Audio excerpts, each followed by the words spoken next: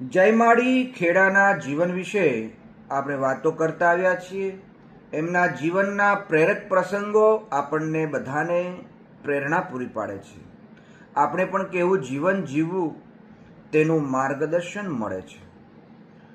અગાઉ હમણાં આપણે જોયું તે પ્રમાણે પૂજ્ય માળી શરૂઆતથી નાનપણથી જ પરોપકારી વૃત્તિ ધારણ કરી સેવાનો ભેખ જેમણે ધારણ કરેલો છે. દર્દી નારાયણની સેવા કરવા માટે તેઓએ જે મહેનત કરી, ખાસ કરીને જોઈએ તો ઉદયપુરની અંદર એક કારીગર તરીકેના સામાન્ય પગારમાંથી પણ એ દર્દીઓની સેવા કરતા અને એક સેવા કાર્ય કરતા કરતા એક સંકલ્પ કરેલો. એ આજે સંકલ્પ સાકાર થયો. કહ્યું છે કે જમીનનો ટુકડો મહાન નથી, પરંતુ તેના ઉપર પાંગરતી સંસ્કૃતિ એ બહુ મહાન હોય છે. એમ ખેડાવાળા પૂજ્ય માળીએ ખેડાની ધરતી ઉપર આ એક મહાન સંસ્કૃતિનું ત્યાં પગરવ થયો છે. પૂજ્ય માળીએ શ્રી મેલડીમાં સુપર સ્પેશિયાલિટી હોસ્પિટલનું નિર્માણ કર્યું અને આજે દર્દી નારાયણની ત્યાં સેવા થઈ છે. પૂજ્ય માળી હંમેશા કહેતા કે ભલે દર્દીઓ આવે 2, 5, 10 પણ એ સાજા થઈને ફરી ઘરે જાય, એ એમનું સૂત્ર હતું. અને પૂજ્ય માળી એ પણ કહેતા કે મારા જીવનની અંદર આ હોસ્પિટલ એ હોસ્પિટલ નહીં પણ એક આરોગ્ય મંદિર છે, જ્યાં આગળ નાત જાતના વાળા ભેદભાવ ભૂલીને દર્દી નારાયણની સેવા કરવામાં આવે છે.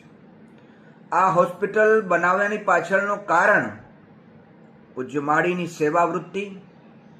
અને ફરીથી હું આપને યાદ કરાવું કે એ ઉદયપુરની વાટે પૂજ્ય માળી જ્યારે નીકળેલા ત્યારે ત્યાં ઐતિહાસિક સ્થળો ઉપર એવું લખાણ એમણે વાંચ્યું કે જો દ્રઢ રાખે ધર્મ કો તાહી રાખે કીર્તાર.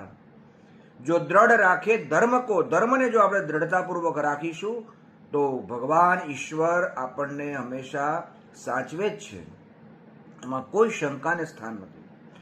પરંતુ એની સાથે એ પણ કહ્યું છે આપણા શાસ્ત્રોમાં, ધર્મ એવ હતો હંતિ ધર્મો રક્ષતિ રક્ષિત. ધર્મને જો હણીશું, ધર્મની બાબતને જો હણીશું તો આપણું જ પતન થવાનું છે. પણ ધર્મો રક્ષતિ રક્ષિત, ધર્મનું રક્ષણ કરીશું આપણું રક્ષણ થવાનું છે. કયો ધર્મ? પૂજ્ય માળીને પૂછવામાં આવ્યું ત્યારે પૂજ્ય માળીએ એક જ વાત કીધેલી કે સનાતન સંસ્કૃતિની અંદર પાયારૂપ જો કોઈ પણ ધાર્મિક બાબતોની અંદર ધર્મ તરીકે જો આપણે અપનાવીએ તો શ્રેષ્ઠ માનવ ધર્મ છે. માનવ માનવની સેવા કરે, માનવ માનવના ઉપયોગમાં આવે, માનવ માનવને સમજે. આ સેવાકી પ્રવૃત્તિ સાથે પૂજ્ય માળીએ પોતાના જીવનમાં એ ચરિતાર્થ કર્યું.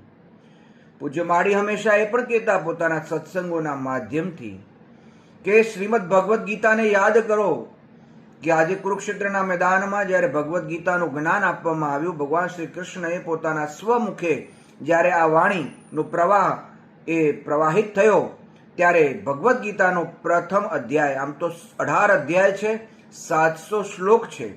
એમાં સૌથી પ્રથમ શ્લોકમાં ધર્મ ક્ષેત્રે કુરુક્ષેત્રે સમવેતા યુયુત્સવ મામકા પાંડવાશ્ચૈવ કિમ કુર્વત સંજય. પ્રથમ અક્ષર ધર્મ છે. અને ભગવદ્ ગીતાના 18મા અધ્યાયનો અંતિમ શ્લોક, યત્ર યોગેશ્વર કૃષ્ણો યત્ર પાર્થો ધનુર્ધર તત્ર શ્રી વિજયોર ભૂતિ ધ્રુવા નીતિર મતિર્મમ. પહેલો અક્ષર છે ધર્મ, અંતિમ અક્ષર છે મમ. મમ ધર્મ. ભગવદ્ ગીતા પણ એ જ સમજાવે છે. 18 અધ્યાયનો સાર એ છે મારો ધર્મ શું, એક પતિ તરીકેનો મારો ધર્મ શું, એક પુત્ર તરીકેનો મારો ધર્મ શું, એક પિતા તરીકેનો મારો ધર્મ શું, એક બાળક તરીકેનો, એક દીકરા તરીકેનો મારો ધર્મ શું. આ ધર્મ જ્યારે સમજાઈ જશે ત્યારે સાચા અર્થમાં આપણે કંઈક સમજ્યા એવું ગણાશે. આવો આજના આ પવિત્ર દિવસે આપણે સૌ પરમ પૂજ્ય માળીને, એમની અમૃતવાણી સ્વરૂપ સત્સંગોને યાદ કરીએ, એમના જીવનના લક્ષ્યોને યાદ કરીએ, એમનામાંથી પ્રેરણા પૂરી પાડીએ કે આપણે પણ પરોપકારી વૃત્તિમાં જોડાઈએ.